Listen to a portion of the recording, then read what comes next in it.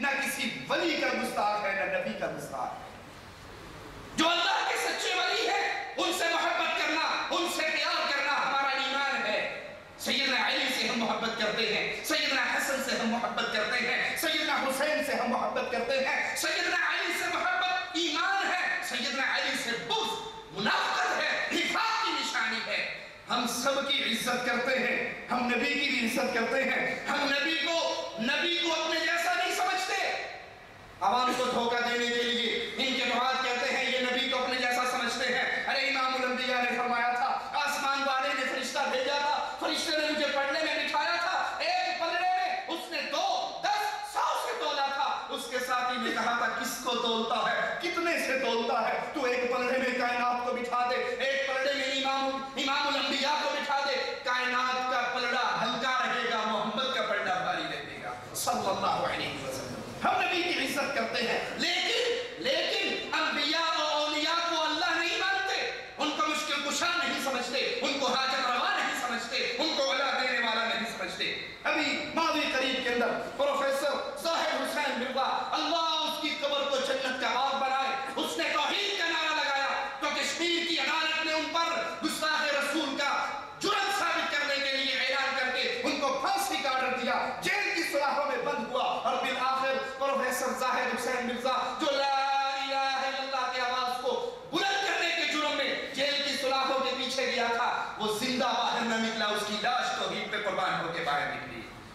شیخ معراج ربانی کا واقعہ آپ کے سامنے ہے، کس طرح اہل توحید نے ان کو اپنے مقدموں میں پھنسایا ہوا۔ تو آج مجبور ہو کر ہم اس میدان میں اترے ہیں کہ آپ کے سامنے یہ حقیقت تو بیان کریں، کیا اہل توحید گستاخ ہیں؟ کیا اہل توحید انبیاء اولیاء کی گستاخی کر سکتے ہیں؟ نہیں، حاشا وکلا، اللہ کی قسم یہ الزام لگانے والے خود رب کے گستاخ ہیں، یہ الزام لگانے والے اللہ کی توہین کرنے والے ہیں، یہ اللہ کی توحید کو نہ سمجھنے والے ہیں، یہ اللہ کے ساتھ شرک کر کے اللہ کے ساتھ دشمنی کرتے ہیں، اپنے پیروں فقیروں کا احترام اتنا زیادہ کرتے ہیں کہ وہ احترام نہیں رہتا بلکہ رب کی توہین اور گستاخی بن جاتی ہے۔ آئیے میں آپ کو دلیل دیتا ہوں، ہندوؤں کے بچن کو سن کر اس کی تقلید کر کے قوالی ایجاد کرنے والوں کی گستاخی اگر اپنے سامنے رکھنا، اور پھر لا الہ الا اللہ کے پیغام دینے والوں کے آوازیں کو بھی اپنے سامنے رکھنا۔ پاکستان کا قوال ہے سعید چشتی علیہ اللہ ما استحق، وہ کہتا ہے اپنی قوالی میں، اے اللہ میں تجھ سے معافی مانگتا ہوں، اے اللہ میں تیرے دربار میں معافیوں کے سوال پیش کرتا ہوں، ربا اگر ان اہل شرک کے گندے چہرے سے تیری توہین اور گستاخی والے معاملے کو واضح کرنا مقصود نہ ہوتا، شاید میں ان الفاظ کو اپنی زبان پہ نہ لاتا، لیکن آج کیا کیا جائے؟ جو سچے تیرے ولی ہیں، جو سچی تیری توحید کو مانتے ہیں، ان کو گستاخ کہا جاتا ہے، اور جو تیری گستاخی کرتے ہیں ان پہ عاشق رسول کا لیبل لگایا جاتا ہے۔ قاری سعید چشتی قوال اپنی قوالی میں کہتا ہے، حسنین نے کربل میں پکارا، خدا کی قسم خود خدا نے پکارا، نہ اللہ رہے گا نہ بندہ رہے گا، خدائی کا مالک محمد رہے گا۔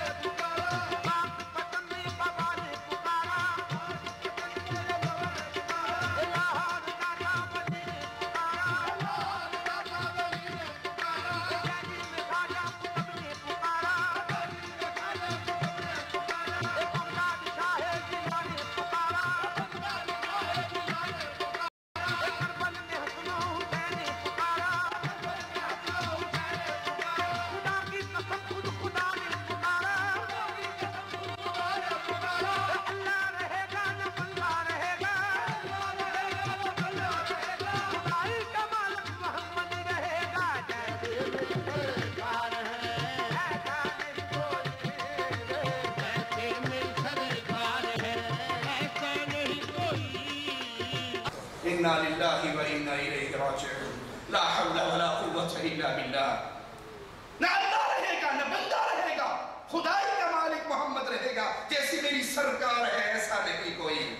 قرآن حکیم کی آیات پہ غور کیجئے، مالک فرماتا ہے کُلُّ مَنْ عَلَيْهَا فَانٍ، جو اس دنیا میں آیا ہے، جو پیدا ہوا ہے، وہ مرنے کے لیے پیدا ہوا ہے، سب نے فنا ہونا ہے، انبیاء نے بھی مرنا ہے، اولیاء نے بھی مرنا ہے، بزرگوں نے بھی مرنا ہے، چھوٹوں نے بھی مرنا ہے, مومنوں نے بھی مرنا ہے, کافروں نے بھی مرنا ہے. اس دھرتی پہ جو آیا ہے وہ مرنے کے لیے آیا ہے. وَيَبْقَى وَجْهُ رَبِّكَ ذُو الْجَلَالِ وَالْإِكْرَامِ, اگر بقا ہے, ہمیشگی ہے, تو تیرے عزت اور اکرام والے رب کے لیے ہے. رب کی ساری مخلوق کے لیے موت ہے, بقا ہمیشہ کے لیے اللہ کے لیے. لیکن یہ ظالم امت کے اندر شرک پھیلانے والے, جن کی قوالیوں کو وضو کر کے سنا جاتا ہے, جن کی قوالیوں کو قرآن کے بدلے میں سنا جاتا ہے. باپ کہتا ہے وہ بیٹے سے, پتر آج قرآن نہیں پڑھ سکے, چل عزیز میاں دی قوالی لا چھڑ. جن کی قوالیوں کو قرآن کا بدل نعوذ باللہ سمجھ لیا گیا, وہی قوالیوں کے ذریعے کفر اور شرک اور اللہ کی توہین, ان ظالموں نے میرے رب کی قدر کو سمجھا ہی نہیں ہے. مالک کا اعلان سنیے, وَلَا تَدْعُ مَعَ اللَّهِ إِلَٰهًا آخَرَ لَا إِلَٰهَ إِلَّا هُوَ كُلُّ شَيْءٍ هَالِكٌ إِلَّا وَجْهَهُ. اللہ کے علاوہ کسی اور کو الہ نہ پکڑو. لا الہ الا ہو, اس اللہ کے علاوہ کوئی الہ نہیں. نہ کوئی مشکل کشا ہے, نہ حاجت روا ہے, نہ مدد کرنے والا غوث اعظم ہے, نہ غریبوں کو نوازنے والا ہے, نہ امیروں کو نوازنے والا ہے. وہ تنہا الہ ہے. کل شیء ہالک الا وجہہ, تمام چیزیں ہلاک ہونے والی, ختم ہونے والی, موت کا شکار ہونے والی. بقا ہے تو تیرے رب کے لیے ہے. لہ الحکم وَإِلَيْهِ تُرْجَعُونَ, اسی کی طرف تم نے لوٹ کر جانا ہے, اور فرما روائی بھی اسی اللہ کے لیے ہے. رب کی گستاخی کرتے ہوئے عزیز میاں قوال کیا کہتا ہے ذرا اپنے سامنے رکھیے. اور پھر ان ظالموں نے جہاں پر بھی, جس بستی کے اندر بھی یہ آوازہ لگائے کہ اہل حدیث, اہل توحید, اہل سنت یہ گستاخ ہیں, ان کے جواب کے طور پہ ہمارے جملے وہاں پہ سنائے جائیں کہ اللہ کی قسم سب سے بڑے رب کے گستاخ تو تم ہو. اور میں رب سے ڈر کر ایک جملہ کہنے لگا ہوں, شاید یہود و نصارہ نے بھی رب کی بارے میں وہ توہین والے جملے نہ کہے ہوں گے جو ان قوالوں نے کھڑے ہیں. عزیز میاں کہتا ہے, بروز حشر اتنی بھی جلد بازی کیا ہے, جب اللہ حساب کتاب لے گا تو میں اللہ سے کہوں گا بروز حشر اتنی بھی جلد بازی کیا ہے, ذرا شراب تو پی لے پھر حساب دیتے ہیں. جس حشر کی میدان کی شدت کا عالم, وَجَاءَتْ كُلُّ نَفْسٍ, ہر نفس کو چلایا جائے گا, اس کے ساتھ ایک سائق اور شہید, دو فرشتے ہوں گے. جس کی شدت کا عالم امام الانبیاء کہتے ہیں اپنی بیٹی سے, فاطمہ جو جی چاہتا ہے بابا کے گھر سے لے لے, فاطمہ عمل کرنا, اگر رب نے پکڑ لیا تو میں تیرا بابا چھڑا نہ سکوں گا. جس کی شدت کا عالم آدم علیہ السلام سے لے کر امت انسانیت چلنا شروع ہوگی, عیسیٰ علیہ السلام تک پہنچے گی. ہر نبی کسی اور کے پاس بھیجے گا. اس دن کہتا ہے میں اللہ سے کہوں گا, اتنا حساب کتاب لینے کی تجھے جلد بازی کیا ہے, تھوڑی سی شراب پی لے پھر تجھے حساب دیتے ہیں. اے اللہ, اللہ نے اگر پوچھا, عزیز میاں کہتا ہے اگر اللہ نے مجھ سے پوچھا کہ تو شراب کیوں پیتا تھا, تو میں کہوں گا اگر کھائے وائس انگور تو میں حشر میں کہوں گا, اگر مولوی انگور کھائے تو میں حشر میں کہوں گا اے اللہ یہ شراب کی گولی یہ کھاتے تھے, ہم ساغر سے پیتے تھے. ارے میں شرابی, توجہ, شکست حال ہیں, دنیا کے بھی ستائے ہیں. تیرے سوال کا یا رب جواب دیتے ہیں بروز حشر ہے, اتنی بھی جلد بازی کیا, ذرا شراب تو پی لیں, حساب دیتے ہیں. جی میں عرض کر دوں, سن لیں جی, بروز حشر ہے اتنی بھی جلد بازی کیا, ذرا شراب تو پی لیں, حساب دیتے ہیں.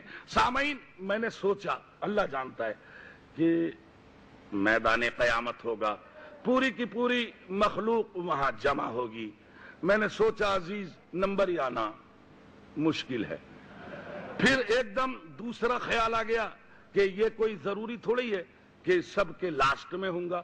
اگر بائی دا وے پہلا میرا ہی نمبر آ گیا. انہوں نے مجھ سے پوچھا کیوں بھائی تم نے, تو میں اقرار کیسے کروں گا یہ سن لو. ارے میں شرابی, اگر کھائے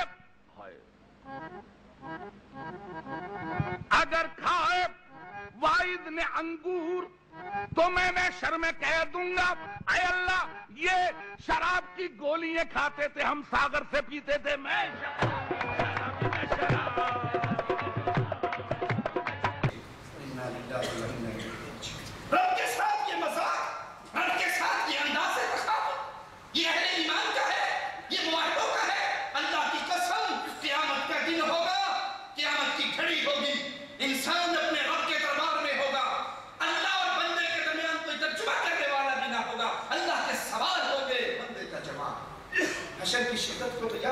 इमाम नबिया कहा करते थे, अल्लाहुम्मा हासिबनी हिसाबन यसीरा, ऐ अल्लाह मेरा हिसाब आसान लेना। मोमिनों की बात पूछती थी, या रसूल अल्लाह सल्लल्लाहु अलैहि वसल्लम, ये आसान हिसाब क्या है? फरमाया, आयशा ये तो पेशी है, अल्लाह बंदे पर बंदे के गुनाह पेश करेगा, बंदे पर बंदे के गुनाह पेश करेगा, बंदा इकरार करेगा। लेकिन आयशा, जिससे अल्लाह ने पूछ लिया तूने ये गुनाह क्यों किया, वो मारा गया। रब के क्यों का किसी के पास कोई जवाब, और ये अकेले करता है, मजाक करता है, रब की तौहीन करता है। मैं कहूँगा अगर मुझे जहन्नम में भेजना है तो मौलवी तो अंगूर खाता था, ये शराब की गोलियां खाता था, हम शराब सागर से पीते थे। इन्ना लिल्लाहि व इन्ना इलैहि राजिऊन। यही कवाल रब की तौहीन करते हुए एक जुमला और कहता है कि क़यामत का दिन होगा तो मैं क्या कहूँगा अल्लाह से, रहे दोनों फरिश्ते साथ तो इंसाफ क्या होगा, किसी ने कुछ लिखा होगा, किसी ने कुछ लिखा होगा। रहे दोनों फरिश्ते साथ तो इंसाफ क्या होगा, किसी ने कुछ लिखा होगा, किसी ने कुछ लिखा होगा।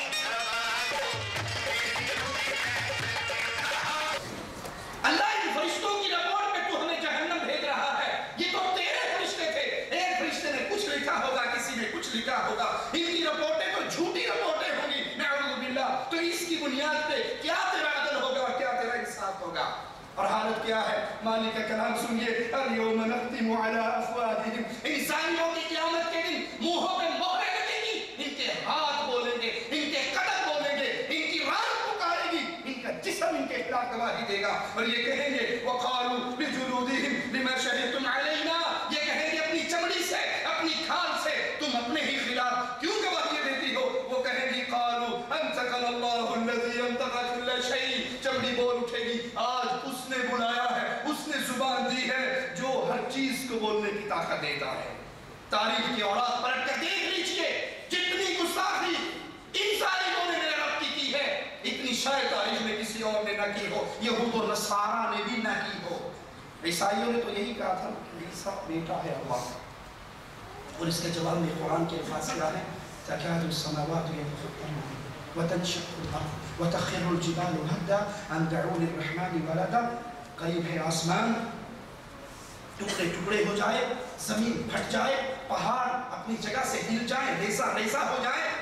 पहाड़ बर्दाश्त नहीं कर रहे, आसमान बर्दाश्त नहीं कर रहा, जमीन बर्दाश्त नहीं कर रही। किस बात को, अन दअू लिर्रहमानि वलदा, इन जालिमों ने अल्लाह का बेटा बनाया।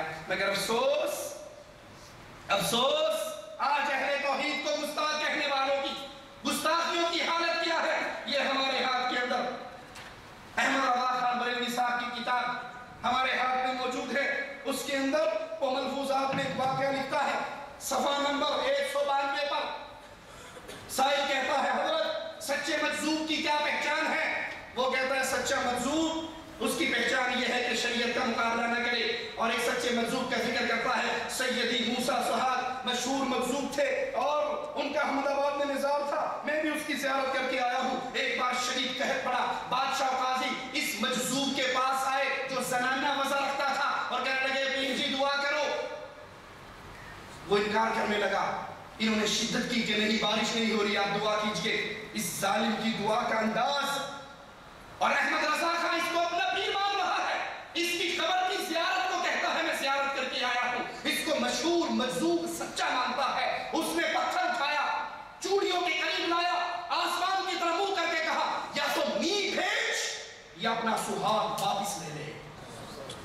सुहागिन औरत का जो मर्द था और औरतों का लिबास पहनता था, इसकी जुबान से ये जुमले निकलने थे कि बादल पहाड़ों की तरह आए और जल फिर एक हो गया।